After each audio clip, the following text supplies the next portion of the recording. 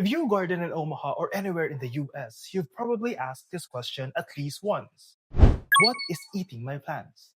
In this episode, we will tackle four main types of garden pests, and in the next episodes of this series, we will go through each one of them. I am Josh from Sprout of Philippines and Yabong Pilipinas here for Omaha Gardener, your host for this brand new series, Garden Defense 101. Let's go back to the question. What is eating my plants? You walk outside one morning and suddenly there are holes in your leaves, chewed edges, yellow spots, or plants that just don't look as happy as they did last week. Your first instinct might be panic. Your second instinct might be to reach for a spray. But here's the truth that surprises many gardeners.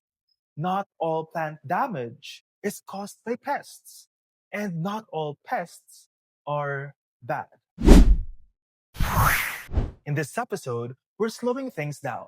Before we talk about sprays, treatments, and solutions, we need to understand what garden pests actually are and how to tell when something is truly harming your plants.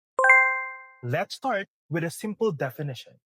A garden pest is any organism that causes damage to plants in a way that affects their health, their yield, or appearance. Now, let us translate that into plain language. A garden pest is something living, like an insect, an animal, or even a microorganism that interferes with how your plant grows or produces. But here's the key part many people miss. Just because something is on your plant does not automatically make it a pest. For example, a few chewed leaves on a healthy tomato plant, often that is not a real problem. One caterpillar on a milkweed, that's actually a butterfly in progress. An insect walking across your plant without feeding, probably they're just passing through. In gardening, context matters. One of the biggest mistakes home gardeners make is assuming that all plant problems are pest problems. But plants can struggle for many reasons, including weather stress, like Nebraska heat waves or late spring frosts. They can also struggle through water issues, too much water or too little water, probably poor soil nutrition, transplant shock, and the natural aging of leaves. A pest problem specifically involves living organisms actively damaging the plant.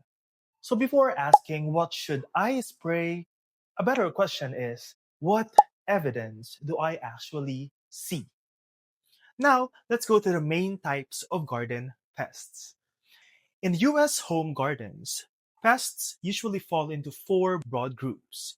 We'll cover all of these in more detail later in this series, but today we're just building the foundation. First, we have the insect pests. These are small but common. Insects are six-legged animals like aphids, beetles, caterpillars, and grasshoppers. So, in layman's term, we can see this as bugs that chew, suck, or bore into plants. In Omaha gardens, a common insect pests include aphids on roses and vegetables, worms on leafy greens, and squash bugs on cucurbits. Here are some of the signs of insect infestation. You can see holes in leaves, a sticky residue, curled or distorted leaves, and visible insect on stems or undersides of leaves. The next one are animal pests. These are vertebrate pests, meaning animals with backbones. So in layman's term, these are larger animals that eat or damage plants. In Nebraska, this often includes rabbits, deer, squirrels, raccoons, and occasionally voles or groundhogs. Here are some of the signs of animal pest infestation: cleanly clipped plants, missing seeds overnight, a bite mark on a fruit, or digging around beds. If your plant disappeared in one night, it probably wasn't just an insect. These are bigger animals. The next one are microscopic pests. You cannot see them. Some pests are too small to see with the naked eye, like nematodes. So, in layman's term, these are tiny organisms in the soil that damage the roots or even in the leaves. These pests cause weak growth, wilting even when watered, poor yields, and because you cannot see them easily, they're often confused with nutrient or water problems. And lastly, we have the opportunistic feeders. They are not usually the enemy. Some organisms feed on plants only under certain conditions. For example, slugs during wet springs, earwigs hiding in mulch, and caterpillars that later become pollinators. These are not always bad. They become pests only when their numbers get out of control.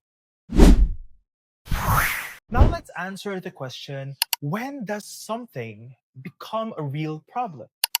Here's a very important gardening concept. Damage does not always equal danger. Plants are more resilient than we think.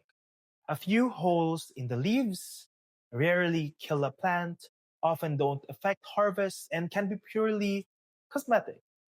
A pest becomes a problem when damage is spreading quickly, new growth is affected, flowers or fruits are being destroyed, and the plant is weakening or declining.